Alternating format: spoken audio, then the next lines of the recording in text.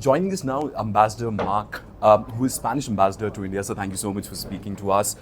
We saw what the Spanish PM said on the West Asia crisis right now, and very strong-worded statement coming from him. But I want to understand from you, was that a strategic decision or a moral obligation?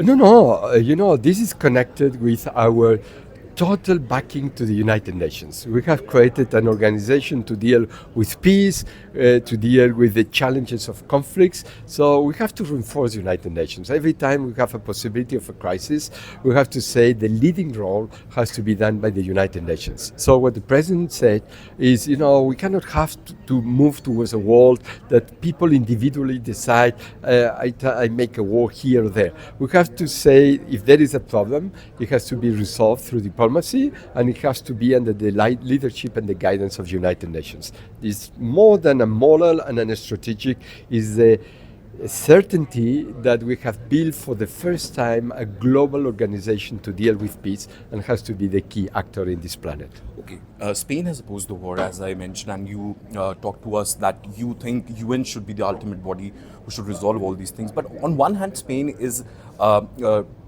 going all out against President Trump, and on the other hand, Europe is supporting sanctions on Iran. How does it work? No, we have not gone against President Trump. We have been gone in favor of the total supremacy of United Nations. And we are saying to all those who say that maybe we can act unilaterally, no, it's time to act in a coordinated way in the multilateral bodies. This is what we have said, And then if the multilateral body decides that there is a sanction, if the multilateral body says something should be changed, we're going to support the multilateral body. If you can briefly tell us, how do you see NATO's future? Because we have seen President Trump going all out against NATO, and Spain has also made sure that the bases are not going to be used for war against Iran. So how do you see NATO's future going ahead?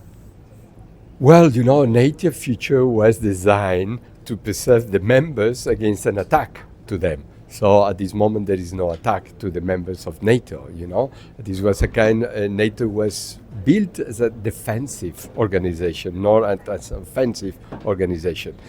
So as defensive organization, it has the validity, and it is an organization recognized by United Nations. But what we have to understand is that to build the things is very difficult, to destroy is very easy.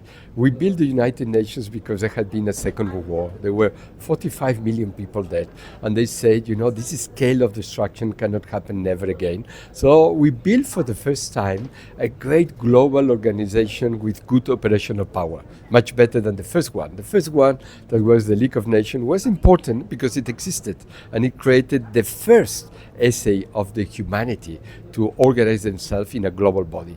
The second has been more efficient. Now, obviously, we have to reform what is not efficient enough.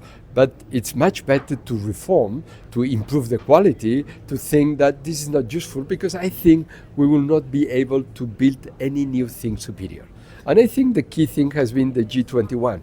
G21, when it was birthed, everybody said, oh, great, the great new economic organization. But after maybe 20 years, we see that is vanishing a little bit in power, in importance. So it's very difficult to build anything new. And to have an organization that has the 192 nations of the world inside is very important.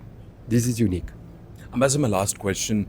Do you think now West needs to rethink about their leadership plans, and can West really trust United States, and specifically when Trump is at the helm of affair for the leadership role? Well, the United States, let's say, has one thing to take into account, that the mandates are relatively short for the kind of role that has a state. It's the most advanced global state of the world, but 4 years of presidency is a very short term, especially when it takes a little bit time to create the new administration, and maybe it will lack of power in the last term. So the period maybe is 3 years, 2 years and a half. So things have to be very, let's say, active at the very beginning of the mandate. But how they will continue, we will see. So we you're are still very optimistic. I am still very optimistic. You know, for a country like that, maybe the mandate should be a little bit larger. I think Mexico organized a good way of doing the things. We have president has full power, but it's only 6 years. It cannot be renewed. But it's a 6 periods period. 4 years maybe is short, but obviously it's a question to be decided and under the opinion of the American people. But it means that every time you have a president, it has to be a very, very intense first year, and we will see how it evolves. Thank you so much, Ambassador. Much appreciate you joining us here at Time Thank Now you. Summit. Thank you so much. Pleasure.